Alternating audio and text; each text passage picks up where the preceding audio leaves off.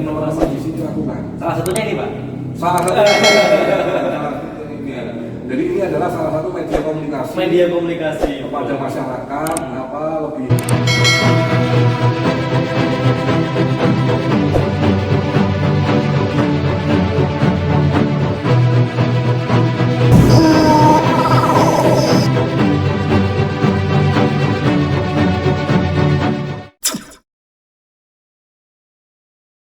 Assalamualaikum warahmatullahi wabarakatuh. Jumpa lagi dengan saya Hendra Adi Purnama, masih dalam acara Bonawa Corner.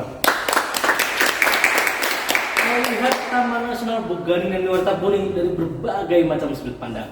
Nah, kita kedatangan tamu nih, langsung dari Inspektorat Jenderal, dari tim penilai internal. Ngapain sih di Bogani? Kita coba bincang-bincang dan perkenalkan namanya kita. Selamat datang di Bogani dan Wartaboni, Pak. Iya, terima kasih. Dengan perkenalkan saya Yogi. Pak Yogi. Yogi biasa dipanggil Yogi gitu. Pak Yogi, ya. Dari Inspektorat Jenderal Kementerian Lingkungan Kehutanan, Lingkungan Hidup dan Kehutanan. Dalam hal ini selaku PPI, tim penilai internal, dalam rangka penilaian ZI, zona integritas menuju WBK dan WBBM. Gitu. Nah, mungkin banyak orang yang kalau kita datang ke suatu tempat, Ke UPT. atau tempat layanan umum lah, gitu. Anda memasuki wilayah zona integritas. Nah, apa itu Pak zona integritas? jadi zona integritas ini adalah suatu wilayah di mana sektor tersebut telah berkomitmen untuk memberikan pelayanan yang lebih kepada masyarakat. Pelayanan kepada masyarakat. Betul, dengan integritas, mencegah budaya korupsi, mencegah dan memberikan pelayanan publik yang lebih baik. Pelayanan publik yang lebih baik lagi. Itu dalam rangkanya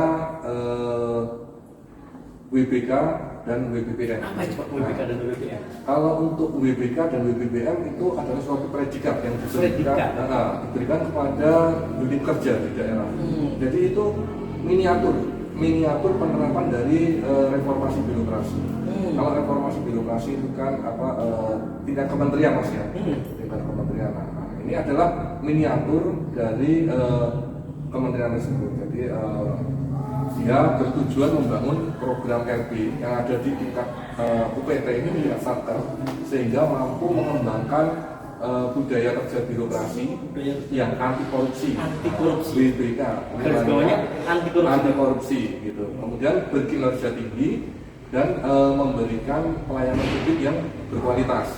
WBBM itu kan sendirinya wilayah birokrasi bersih dan melayani. Wilayah birokrasi bersih dan melayani. Itu tujuan dari WBK dan WBBM gitu. Nah, Pak,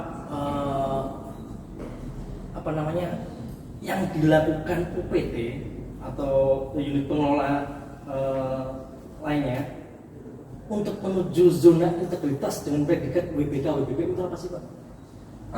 Itu pertama-tama sebenarnya menuju ke sana itu sudah teman-teman lakukan di UPT itu banyak, sudah teman-teman lakukan, cuman dokumentasinya itu yang kadang masih belum terpenuhi. Administrasinya. Padahal sebenarnya mungkin sudah dilakukan. Sudah dilakukan, cuman pendokumentasiannya itulah yang harus dilengkapi.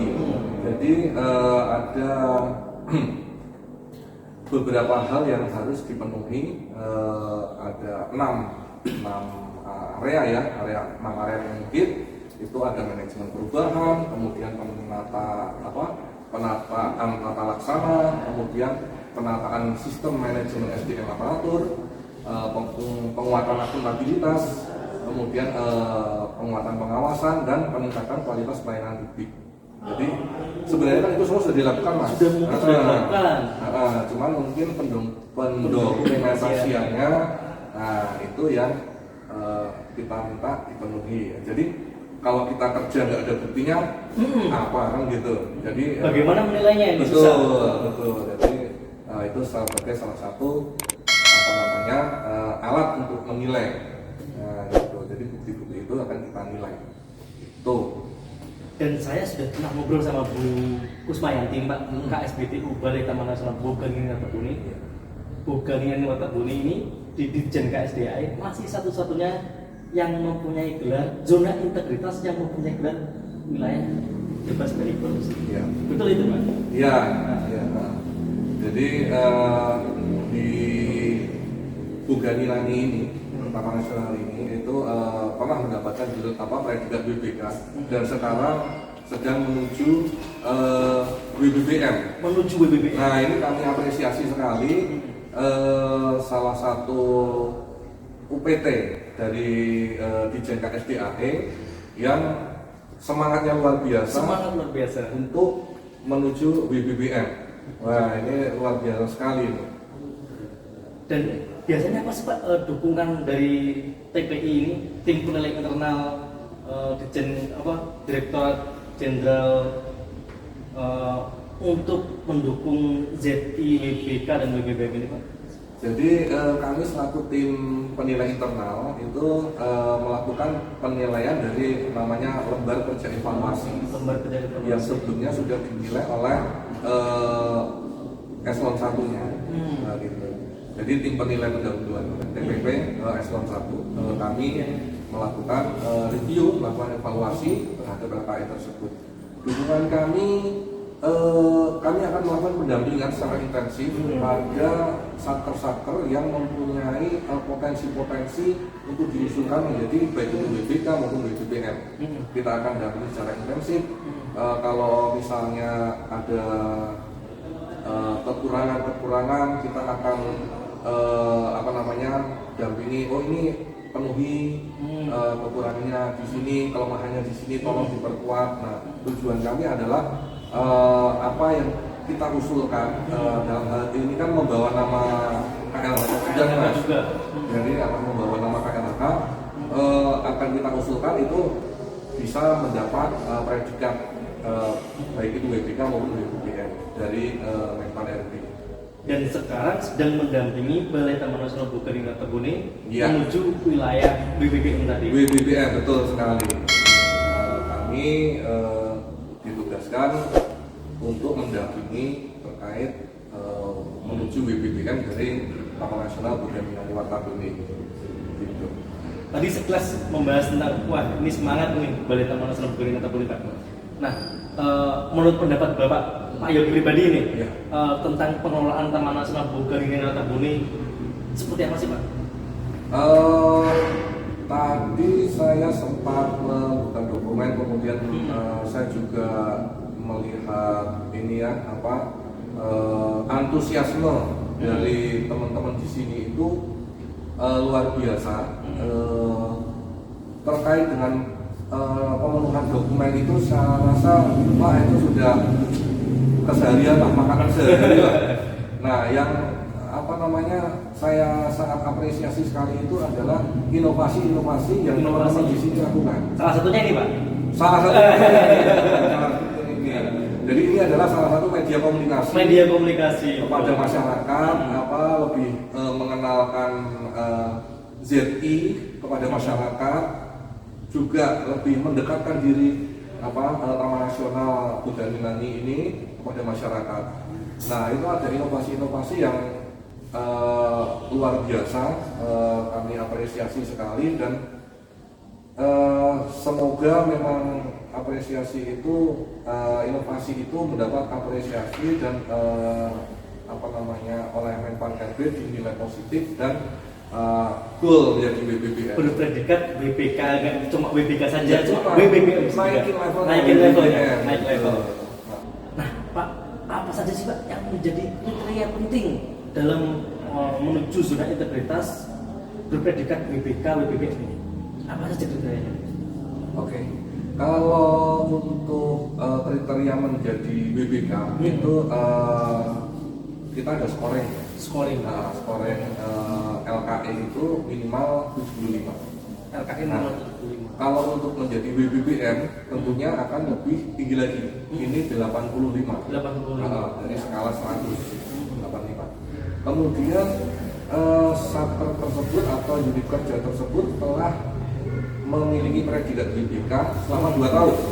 WBK selama 2 tahun. Ya. Bukan yang terpenuhi sejak tahun 2021 ya. 2023 ini. Berarti 2023 ini akan masuk ke BPBM. Jadi itu yang kedua. Kemudian adanya inovasi tadi, inovasi yang berdampak kepada masyarakat, yang dirasakan oleh masyarakat.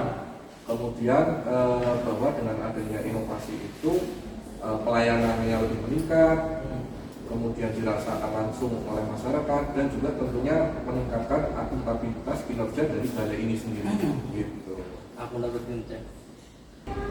Pak, untuk satker ini, contoh bukan ini, yang sudah zona integritas dan berpredikat WBK ataupun BPBM, statusnya bisa dicabut ulang nggak sih Pak? Dan itu karena apa Pak?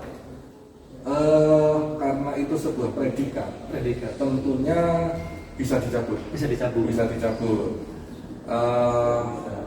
Banyak hal, salah satunya adalah kita ambil dari kata dasarnya WBK, wilayah bebas dari korupsi. Nah, ketika di satker tersebut suatu ketika kemarin dapat nih WBK, nah ternyata ada kejadian korupsi. Nah, tapi tentunya bisa dibuktikan atau berdasarkan bukti dari instansi yang berwenang.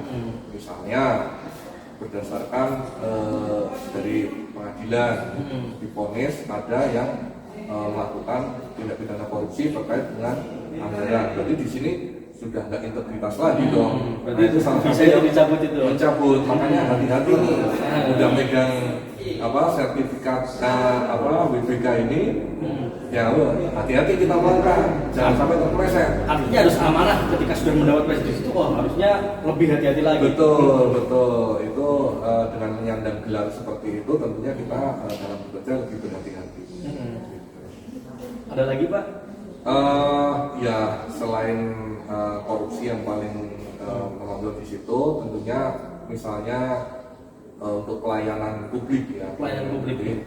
Misalnya ada pengaduan masyarakat, kemudian itu tidak ditindaklanjuti, kemudian pelayanannya jadi menurun yang tadinya udah dapat nih, santai ya, dapat nih. Yang berikutnya yang penting udah dapat. Nah itu kemudian menurun kinerjanya, pelayanannya jadi kembali terhambat atau adanya pungli.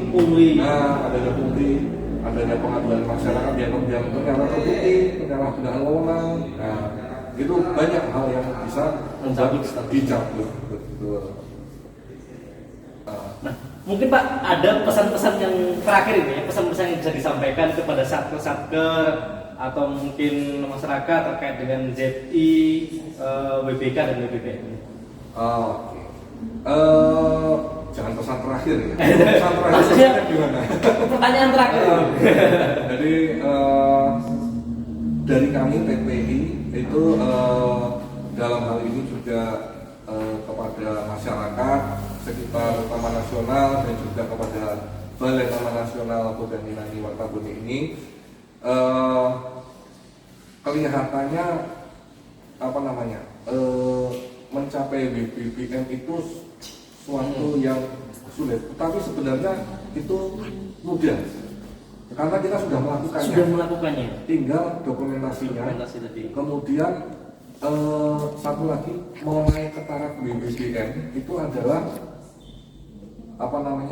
dampak apa yang dirasakan oleh masyarakat. Nah, dampak itulah yang kita ingin dapatkan. Jadi kita melakukan inovasi yang berdampak kepada masyarakat. Jadi bisa langsung dirasakan oleh masyarakat, gitu. Jadi saya kasih semangat terus kepada Balai Taman Nasional terkait dengan upaya untuk mencapai BPBM. Jangan berhenti melakukan inovasi, kemudian juga pelayanan publik kepada masyarakat, terus ditingkatkan. Sudah bagus, tambah bagus. Tingkatkan lagi. Tingkatkan terus. Naik level lagi. Terima kasih Pak Yogi sudah datang di Gunawan Partner. Sampai berjumpa lagi. Semoga harapan kita semua Balai Taman Nasional Bogani Tirtabone tahun ini berpredikat sebagai wilayah birokrasi bersih dan melayani.